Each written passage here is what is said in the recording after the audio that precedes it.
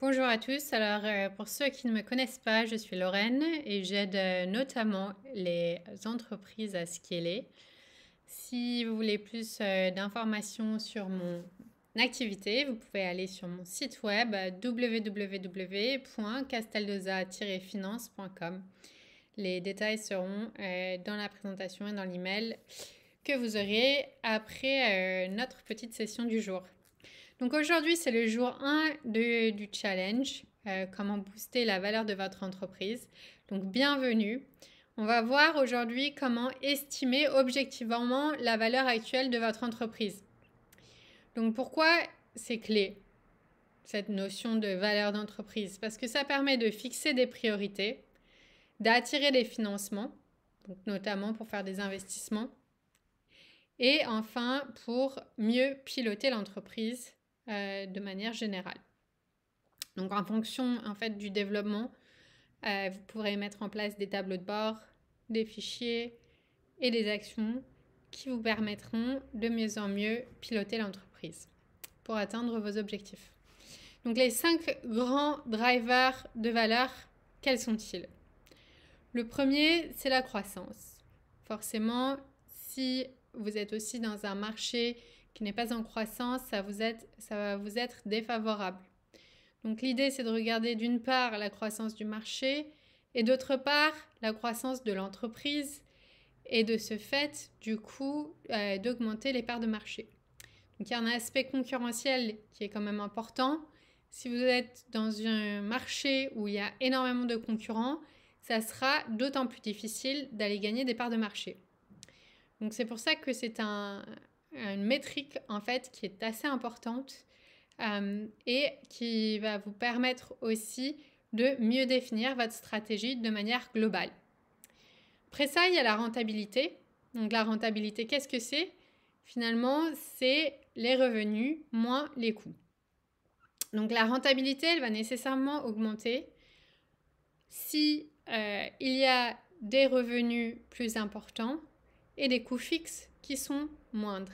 Parce qu'il peut y avoir des coûts variables, c'est-à-dire que si par exemple j'ai 50% de coûts variables et sur un chiffre d'affaires de 10 millions, j'aurai du coup 5 millions de rentabilité. Sur 20 millions, j'aurai 10 millions de rentabilité. Et après, il faut regarder quels sont les coûts fixes. Parce que les coûts fixes, du coup, ils ne changent pas en fonction des revenus. Donc c'est ça qui est important, de regarder non seulement les revenus, les coûts variables et les coûts fixes. Après, il y a les questions de récurrence et de prévisibilité. Donc le carnet de commandes, les contrats, est-ce que les clients sont contractualisés et sur combien de temps surtout, et est-ce qu'il y a de la récurrence? Est-ce que les clients sont fidèles? Est-ce que vous avez un business model par exemple par abonnement qui va être d'autant plus appréciable des investisseurs? Pourquoi? Parce qu'il y a ce qu'on appelle de la récurrence, c'est-à-dire que les clients vont racheter leur abonnement chaque mois. Après cela, il faut regarder évidemment l'équipe et la gouvernance, parce que d'avoir un business plan, c'est bien, mais le mieux, c'est quand même de pouvoir l'exécuter.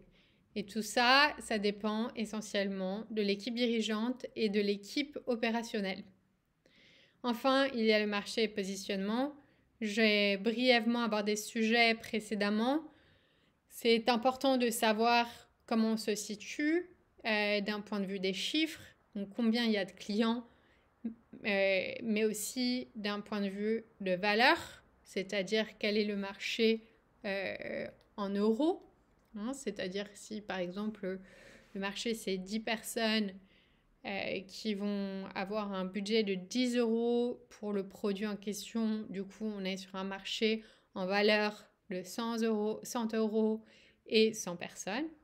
Voilà, bon, généralement on parle évidemment de marchés qui sont beaucoup plus importants. L'idée étant évidemment pour les investisseurs d'avoir ce qu'ils appellent assez régulièrement de la profondeur de marché. C'est-à-dire de pouvoir en fait avoir un marché qui soit assez important pour pouvoir continuer à croître sur le long terme. Et puis, il y a le positionnement. Donc, le positionnement, c'est pas seulement l'aspect concurrentiel, c'est-à-dire combien il y a de sociétés dans un marché, quelles sont les barrières à l'entrée, parce que les barrières à l'entrée sont importantes. Si je crée, par exemple, une appli qui est déjà produite par pas mal de monde et qu'en plus de ça, finalement, ça prend juste un développeur pour refaire la même chose, finalement, il n'y a pas trop d'éléments différenciants. Donc le positionnement inclut également cette partie de différenciante, comment je me différencie de la concurrente et de la concurrence, et puis aussi évidemment du positionnement en termes de prix et de valeur apportée. Est-ce que c'est premium ou alors c'est free? On entend souvent des business models free, qui s'appellent freemium, c'est-à-dire qu'il y a une partie qui est gratuite et une partie qui est premium. Donc je pense que c'est important également pour connaître la valeur de l'entreprise, de parler brièvement des méthodes d'évaluation. Donc la valeur d'entreprise n'est pas scientifique, mais il y a plusieurs méthodes qu'on peut utiliser pour essayer d'évaluer à combien peut valoir une entreprise. Donc il y a des méthodes qu'on utilise régulièrement, donc la méthode des comparables, c'est-à-dire regarder notamment pour les sociétés qui sont cotées en bourse, puisqu'il y a beaucoup d'éléments, beaucoup de statistiques qui sont disponibles, voir du coup quels sont les ratios, les multiples. Souvent on parle de multiples de revenus sur EBITDA ou EBE. On parle également de multiples sur les profits. Voilà, donc il y a plusieurs en fait multiples qu'on peut regarder, qu'on peut comparer avec des sociétés du secteur et puis aussi par rapport aux transactions qui ont été effectuées. Donc que ce soit l'entrée d'investisseurs au capital, donc dans le cas de levée de fonds, mais aussi de tout ce qui est fusion, acquisition et donc cession. Mais parfois, il y a des informations qui sont disponibles et qui permettent d'utiliser ces multiples. Parce qu'en fait, l'idée, c'est comme quand on achète par exemple un appartement et qu'on regarde le prix au mètre carré dans un quartier, là c'est pareil, on va regarder les multiples du coup par rapport à la rentabilité et on va l'appliquer aux sociétés du secteur. Et enfin, la troisième méthode, c'est la méthode, ce qu'on appelle discounted cash flow, c'est-à-dire regarder les flux de trésorerie. Pourquoi? Parce que la trésorerie qui reste dans l'entreprise, finalement, elle pourra être distribuée en dividendes et du coup, on va regarder combien on projette, en fait, quelles sont les projections financières pour savoir quelle rentabilité est attendue. Donc, les erreurs classiques quand on regarde la valeur d'entreprise, c'est de confondre le chiffre d'affaires avec la valeur. Pourquoi? Parce qu'il peut y avoir des coûts très importants. Si la société est très endettée par exemple et qu'elle a une rentabilité négative, ça va être difficile de la redresser. Ça prend plusieurs années de redresser une société. Une autre erreur à éviter, c'est sous-estimer les risques. On peut avoir un super business plan, des super projections financières, mais en fait, le mieux, c'est d'avoir une stratégie hyper solide. Et c'est ça qu'il faut démontrer aussi aux investisseurs et aux financiers. Ils vont regarder les retours sur investissement, bien sûr, d'une part, mais les risques d'autre part.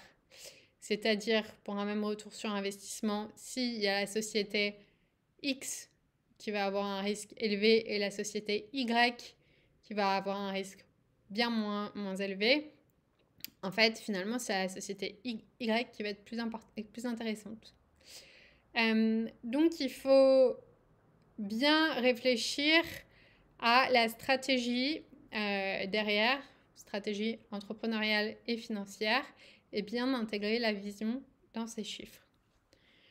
Donc l'idée vraiment, c'est de se dire, ok, je vais peut-être pas vendre mon entreprise aujourd'hui, je vais peut-être pas aller chercher des financements aujourd'hui, mais c'est de la piloter comme si vous alliez vendre demain ou comme si vous alliez chercher des financements. Parce que le jour où vous en aurez besoin, des financements, que ce soit par exemple pour financer des investissements ou financer la croissance, etc., eh bien, vous aurez un dossier qui sera tout prêt à l'emploi et vous aurez surtout bien réfléchi à toutes les métriques et tous les indicateurs de performance.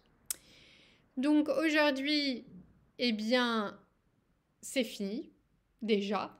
Heureusement, j'ai envie de dire, c'est une petite vidéo d'introduction.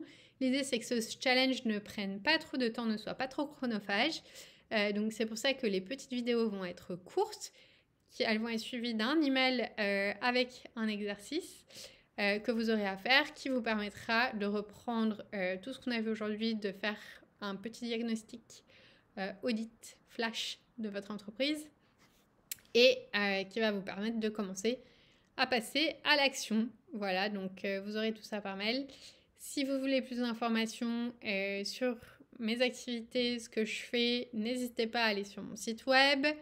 Et puis, si vous avez des questions, vous pouvez évidemment m'envoyer un petit email à mon adresse mail qui est la suivante, l.delanoy, D-E-L-A-2-N-O-Y, @casteldoza, casteldoza.com.